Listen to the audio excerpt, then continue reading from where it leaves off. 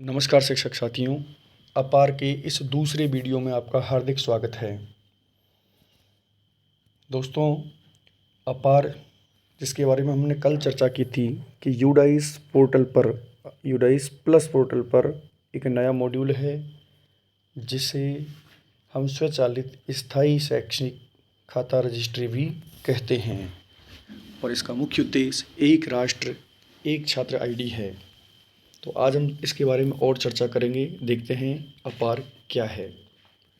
अपार का मतलब इंग्लिश में automated permanent academic account registry है।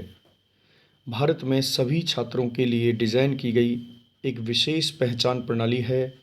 यह पहल सरकार द्वारा शुरू किए गए one nation one student ID कार्यक्रम का हिस्सा है, जो 2020 की नई राष्ट्रीय शिक्षा नीति के साथ संरेखित है। तो दोस्तों, हम समझ गए हैं अपार क्या है। अपार का मतलब है कि ये नई शिक्षा नीति 2020 के तहत छात्रों के लिए बनाई जाने वाली एक विशेष प्रकार की आईडी है जो 12 अंकों की होगी। इसके बारे में हम आगे चर्चा करेंगे। अपार का लाभ क्या है। अपार छात्रों की प्रगति पर नज़र रखकर और अकादमिक रिकॉर्ड को सुव्यवस्थित करके शिक्षा में जवाबदेही और पारदर्शिता सुनिश्चित करता है।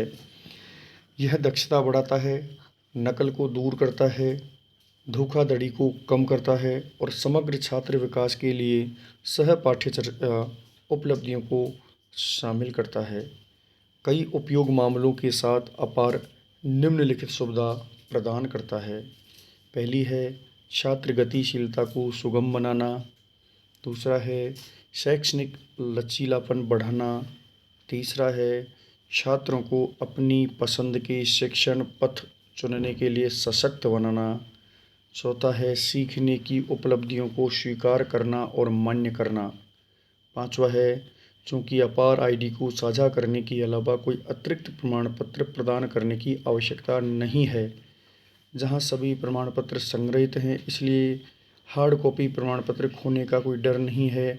इसलिए यह सभी प्रकार के उपयोग मामलों के लिए उपयोगी है, जैसे एक स्कूल से दूसरे स्कूल में स्थानांतरण होना, प्रवेश परीक्षा देना, प्रवेश करना, नौकरी के लिए आवेदन करना और अप स्किलिंग।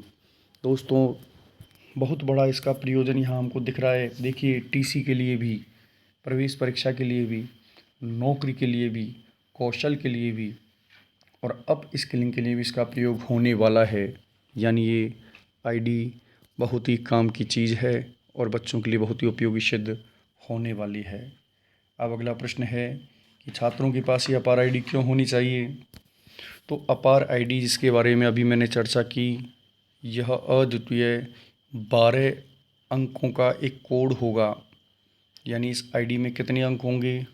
12 डिजिट 12 अंक होंगे और इस आईडी से बच्चे score card, marksheet, grade sheet, degree, diploma, प्रमाण पत्र और सहपाठ्यचर्या उपलब्धियों सहित अन्य सभी शैक्षिक क्रेडिट को डिजिटल रूप से संग्रहित, प्रबंधित और एक्सेस करने में मदद करेगा। यह आईडी शिक्षा पारिस्थितिकी तंत्र में छात्र के लिए एक स्थायी डिजिटल पहचान के रूप में कार्य करती है। इसका सीधा सीधा मतलब यह है कि ये जो आईडी बनेगी, ये आईडी डिजिटल रूप से रहेगी और डिजिटल आईडी होने का मतलब है कि आपका सारा रिकॉर्ड हमेशा ऑनलाइन रहेगा। आप जहाँ भी जिस जगह भी जाओगे इसको हमेशा एक्सेस कर सकते हो, इसका उपयोग कर सकते हो। चूँकि ये आईडी पूरे भारत देश के लिए एकीकृत बन रहा है, तो आप किसी भी राज्य में जाके, किसी भी ज़िले में जाके इसका उपयोग कर सकते हैं। अगला प्रश्न है कि छात्र अपनी अपार आईडी को प्राप्त कैसे करें। तो दोस्तों, छात्रों को इन चरणों का पालन करना होगा। अपार आईडी के लिए पहला, ये इस पर विशेष ध्यान दें, सत्यापन। जनसांख्यिकीय विवरण सत्यापित करने के लिए स्कूल जाएं। यानी यदि किसी बच्चे को आईडी बनवानी है तो उसे सबसे पहले स्कूल में संपर्क करना पड़ेगा। दूसरा, माता पिता की सहमति। अपार आईडी बनाने के लिए हमने पहले भी चर्चा की थी। पहले वीडियो में मैंने बताया था कि 18 वर्ष से कम उम्र के छात्र नाबालिग कहलाते हैं।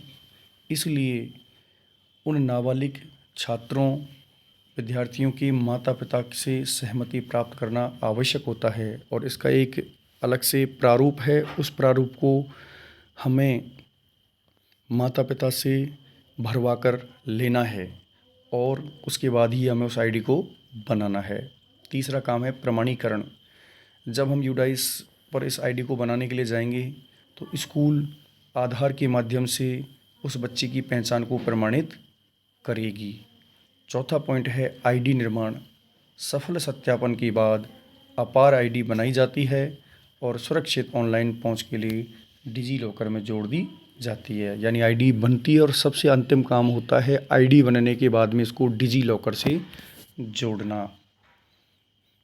मेरे शिक्षक साथियों, अपार आईडी बनाने के लिए हमारी क्या पूर्व अपेक्षाएं हैं, तो उसकी हम चर्चा करते हैं। पूर्व अपेक्षाओं से तात्पर्य है कि आईडी बनाने से पहले हमें किन बातों पर ध्यान रखना चाहिए। तो इसमें दो बातें स्पष्ट रूप से हमें बता रखी हैं। पहली है कि आईडी बनाने से पहले हमें छात्र रिकॉर्ड के अनुसार छात्र का नाम आधार के अनुसार मेल करना चाहिए। इस पर विशेष ध्यान दें। सभी आधार छात्र का जो रिकॉर्ड है वो आधार के अनुसार मेल खाना चाहिए। यदि वो अनमैच्ड है, वो मेल नहीं खा रहा है, तो आपको आईडी बनाने में समस्या आ सकती है।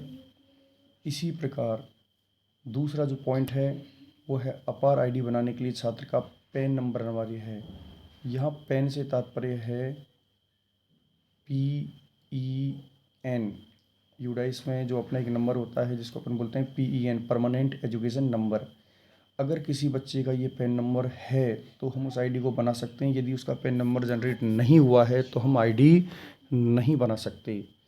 तो पैन नंबर बनाने के लिए सबसे पहले हमें उस बच्चे को यूडाइस पर या तो कक्षा 1 का है तो ऐड करना होगा, अन्य कक्षाओं का है तो उसको इंपोर्ट करना होगा, और यदि गत वर्षों का है तो उसे गत सत्र से इस सत्र में लाना होगा। उसके बाद ही हम उस आईडी को बना सकते हैं।